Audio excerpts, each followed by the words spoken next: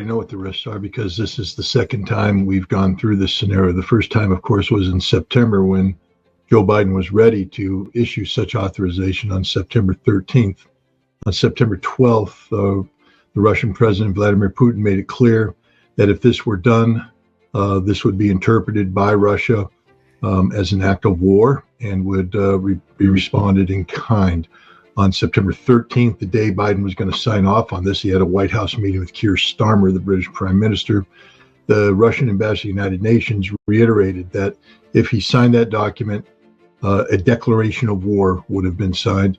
And this was backed up by the Russian ambassador to the United States, Anatoly Antonov, who spoke to several officials, former government officials, who called him at the behest of the Biden administration to find out were the Russians serious. Anatoly Antonov said not only were the Russians serious, but that when this went nuclear, notice what I said, when this went nuclear, the United States would be involved. So he said there will be a nuclear war and America will be part of it. It won't be limited to Europe. Biden wisely backed down. So we know exactly what's going to happen. The Russians have not changed their posture whatsoever. If Ukraine, let me make it as clear as possible. If Ukraine uses an ATACMS missile to strike a target inside Russia, that is in Kursk Oblast, Russia will say that that's an attack by the United States and will treat it accordingly. It will be a state of war between the United States and Russia. And from what I understand, I've been in contact with sources in Moscow. First of all, let me just say that the Russians aren't panicked. What the Russians are saying is that the decisions have already been made. Anybody who's looking for a convoy of vehicles running to the Kremlin to decide, the decision has been made. It is automatic. The moment the ATACMS is used, Russia will respond, and the response will be catastrophic for Ukraine and devastating for NATO and the United States. When I say catastrophic, Kiev will be destroyed. It won't be a nuclear weapon, but I've been told what the weapon probably will be, and it'll be a gigantic thermobaric bomb that will level downtown Kiev, killing everybody there. Russia will take Kiev off the map.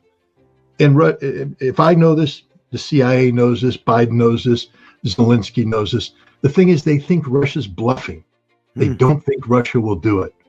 It's not a gamble I'm willing to take because it's not just gambling away the lives, millions of lives in Kiev, but it's gambling away all of humanity.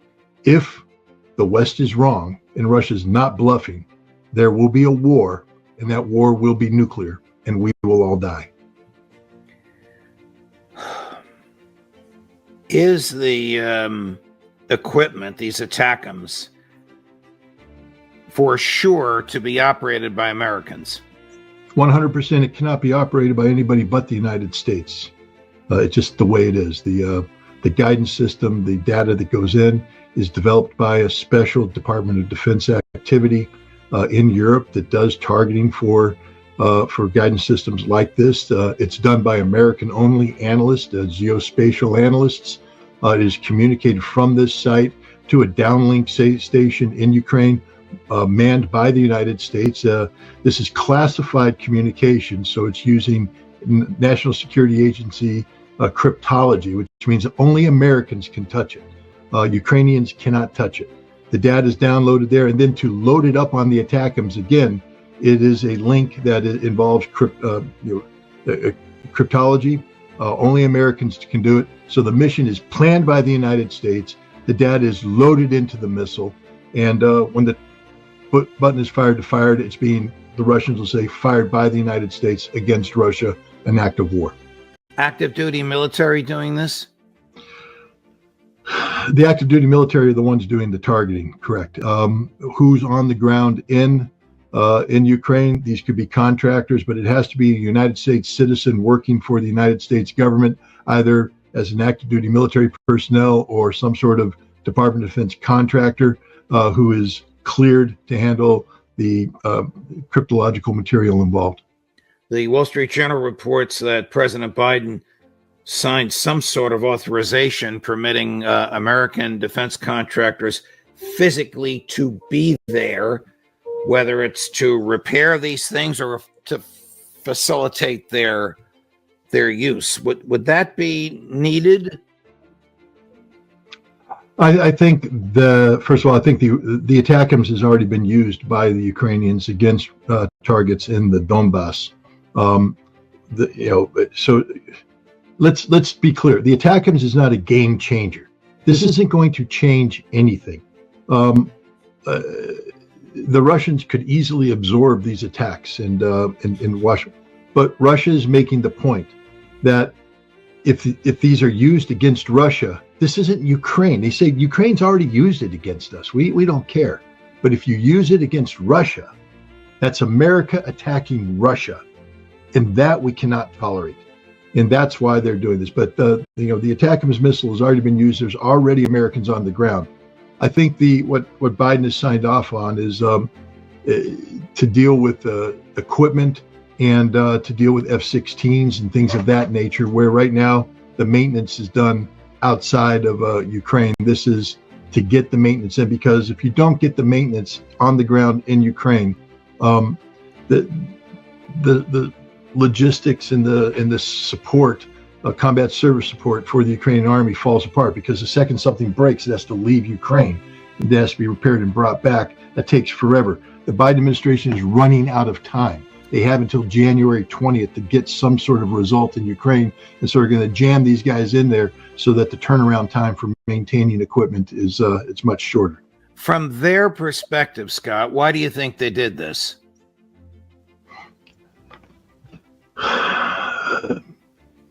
Because they're very worried that a Trump administration will bring an end to this conflict. They're trying to create conditions that make it impossible for Donald Trump to move rapidly to disengage in Ukraine. The goal here is, right now, the Ukrainian incursion into Kursk, which is Russian territory. Remember, the Kursk incursion was planned and directed by the United States. It literally was an invasion by the United States of Russia using Ukrainian proxy forces and American mercenaries and Russian defectors and things of that nature. CIA was involved, the Department of Defense was involved, NATO was involved, using brand new NATO communications equipment, using American tactics.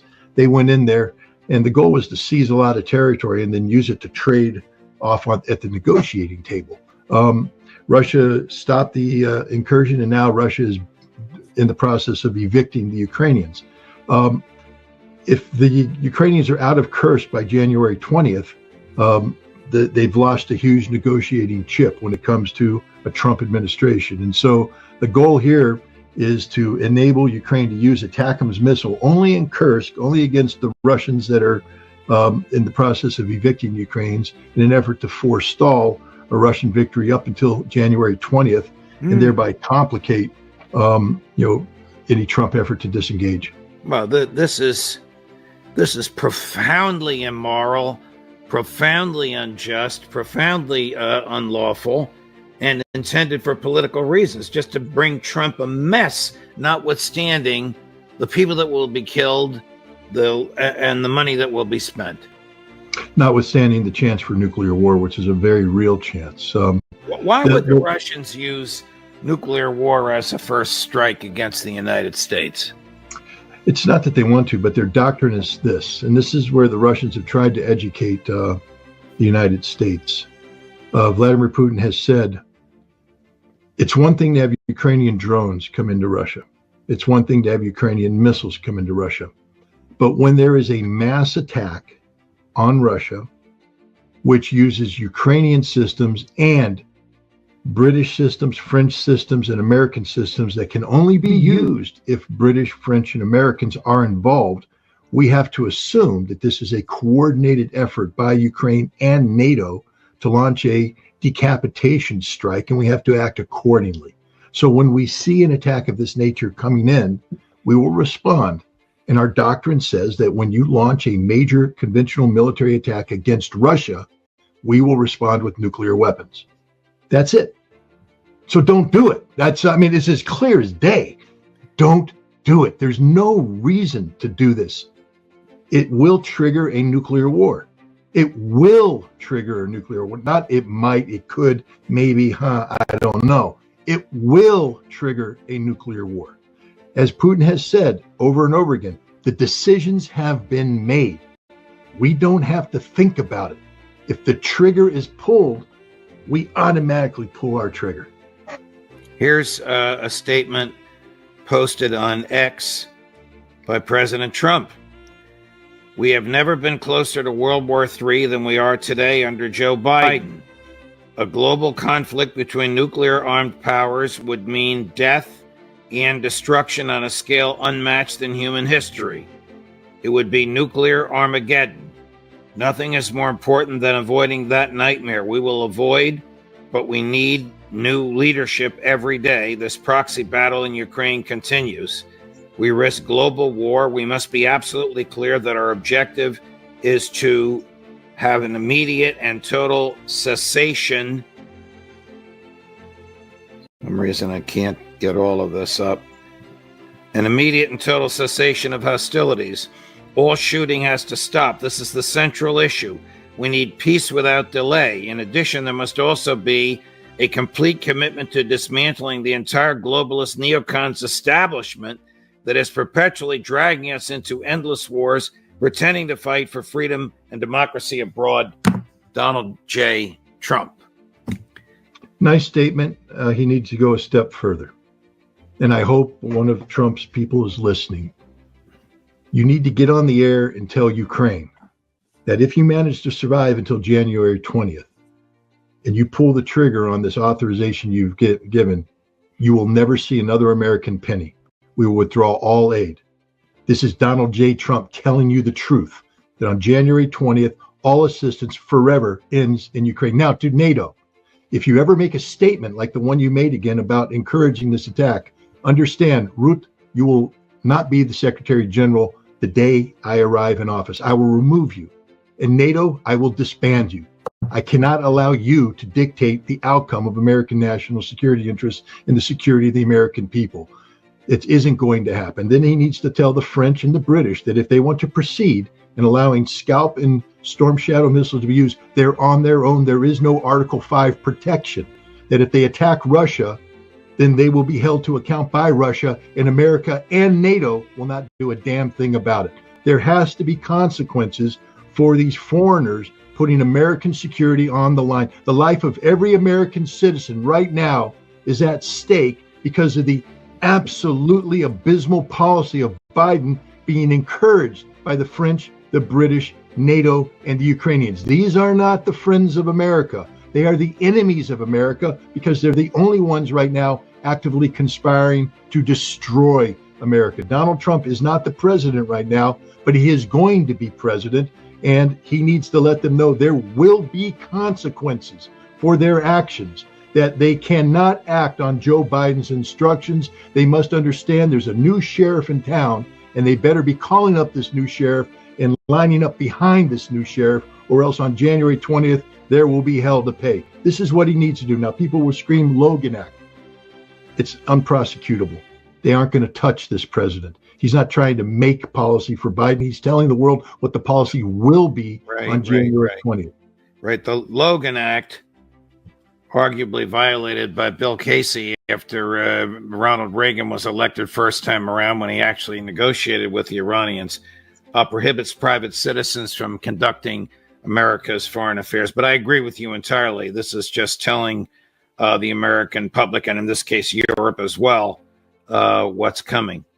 I hate to get into the politics, but I have to. What you just said and what Trump just said is hardly consistent with Marco Rubio, Pete Hegseth, Mike Huckabee, and the Mike Waltz and the crew that Trump is going to nominate to run the national security apparatus of the executive branch. True. I just want to remind everybody that when Donald Trump made the decision to denuclearize North Korea and move forward, he was opposed by Mike Pompeo, the Secretary of State. He was opposed by John Bolton, the National Security Advisor. He was opposed by the Secretary of Defense. He was deposed by Dan Coats, the Director of National Intelligence. Everybody. But he did it anyways, because that's how Donald Trump works. Donald Trump is a top-down leader. Marco Rubio will be a figurehead. Marco Rubio will make no policy. Marco Rubio probably will quit before 2 years, but at the end of 2 years, he will be gone. He was brought in to appease the Adelsons. Miriam Adelson gave $100 million to Donald Trump. Marco Rubio has been a pet project of her husband before he died. She tried to make him the vice president. That didn't work. She said, my $100 million has a catch. He has to be in your administration. And so the Secretary of State position was offered. Understand, ask Rex Tillerson how it's like to be Secretary of State under Donald Trump. Ask Mike Pompeo. Ask them how much independent policy making did they get to make. The answer is absolutely none, because Donald Trump makes policy. I don't think Trump is interested in having anybody, looking at the caliber of the people he's appointed, anybody make policy. I think they were appointed, as you said, to please his various constituent groups. He's looking for glorified clerks who will do exactly what he tells them to do in major matters and in minute matters, because, listen, I've known him for 40 years. That's the way he is. Correct. He doesn't want a Secretary of Defense to say, you want to bomb Tehran. Have you considered the natural and probable consequences? He wants a Secretary of Defense who will say, when do you want it done, sir? Right. But the person that is going to tell him about this is the person that's going to brief him every morning. And that's Tulsi Gabbard. And Tulsi Gabbard is the Director of National Intelligence, will be briefing Donald Trump about the reality of the world that he lives in. This is why he appointed her. Understand that this isn't a Miriam Adelson $100 million appointment. This is Donald Trump meeting with Tulsi Gabbard, this is a revolution. I don't think people understand that there is a revolution, not only in domestic affairs, but international affairs afoot. And if you're not on board the revolution, you'll be cast aside. That is as easy as day. This isn't Donald Trump said he learned from the last election. He didn't understand how to govern, and he was surrounded by bad people because he had to pick from the establishment. He has picked many non-establishment people in critical positions, and everybody else who's there better just stand up and salute smartly. He's not asking them to make policy. He's asking them to implement policy. Unfortunately, though, I don't think there'll be any change in policy with respect to Israel and Gaza. And I think the slaughter will continue. Some of these people who are disruptors, as he wants them to be, or clerks, as he hopes they will be, are absolutely committed Zionists. 100%. Including D.N.I. Gabbard. Correct. Yeah. But here's the one reality, Judge, that you can sit there and say, I'm in favor of Israel all you want. I support Israel. Israel's dead, fatally wounded. I can go to the hospital if somebody got in a car accident and say how great they are and what they do, but they're dead. They're on life support. It's done. Israel has committed fatal injury to itself. It will not recover. So all these Zionists are going to sit there and scream, support Israel, support Israel, support Israel, but they can't undo the damage that's been done. Israel has fatally harmed itself. And so it's a self-solving problem. And I think Donald Trump is smart enough to understand that reality, that he knows that he's surrounded himself with these people that have a vision about what they think is going to happen, but that isn't what's going to happen. Something very different is going to happen. And that is Trump going to control Netanyahu, or is Netanyahu going to control Trump? Netanyahu's on his way out. I mean, Netanyahu has no leverage in Donald Trump. And, I think Donald Trump will call him in and whisper in his ear and say, shut up. You're on the way out. I easily could pick up a phone call right now, call Benny Gantz, and have him installed as the prime minister of Israel. You play my game now. My name is not Joe Biden. My name is Donald Trump. And if you want to get out of this mess, you better start saying yes. But see, he thinks he can control everything. He can control everything in Israel. He can't control Saudi Arabia. He thinks, he understands that in order for Israel to survive, their economy has to recover. For their economy to recover, he needs to, breathe life into the Abraham Accords, which normalizes relationships. Saudi Arabia said, we aren't playing that game until there is a Palestinian state whose capital is in Jerusalem, and the rest of the world is behind Saudi Arabia. And Donald Trump's not going to get them to move off of that position.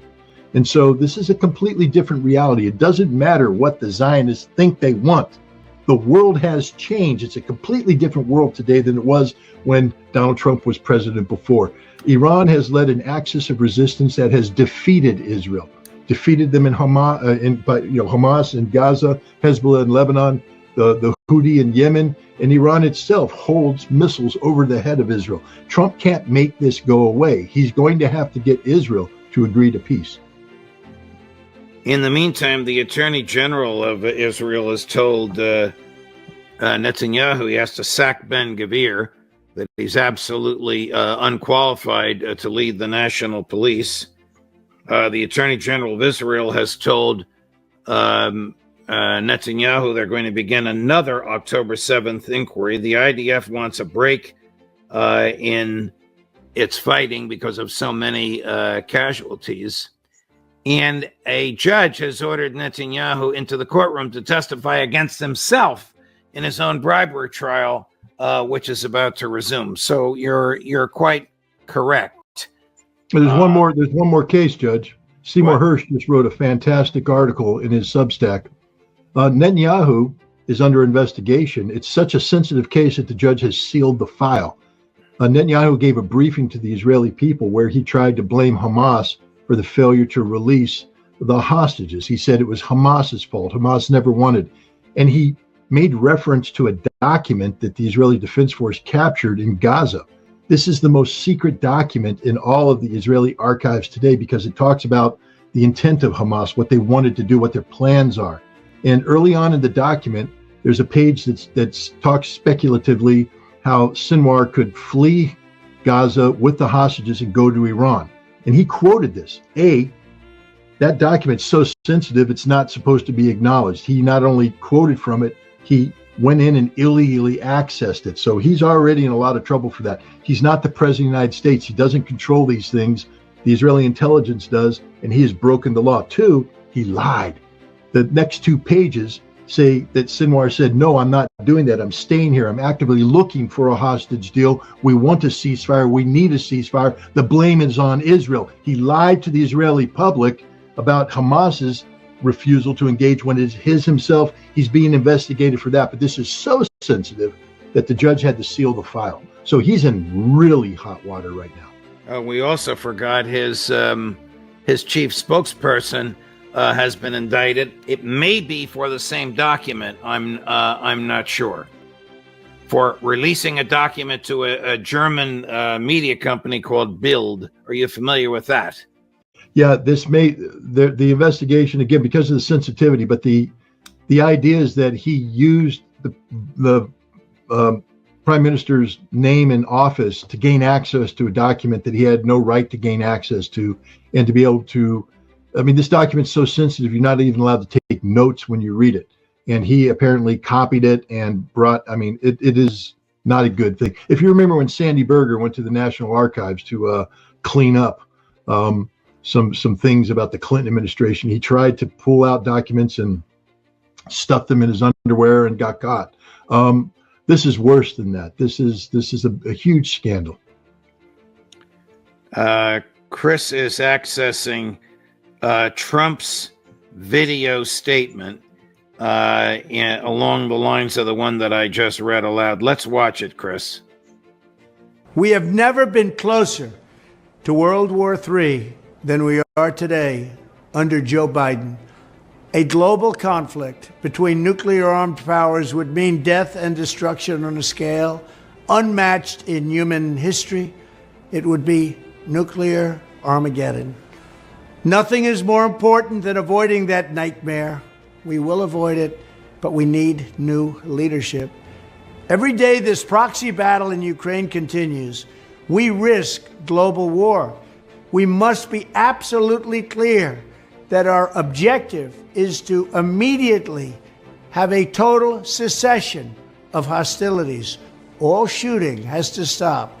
This is the central issue. We need peace without delay.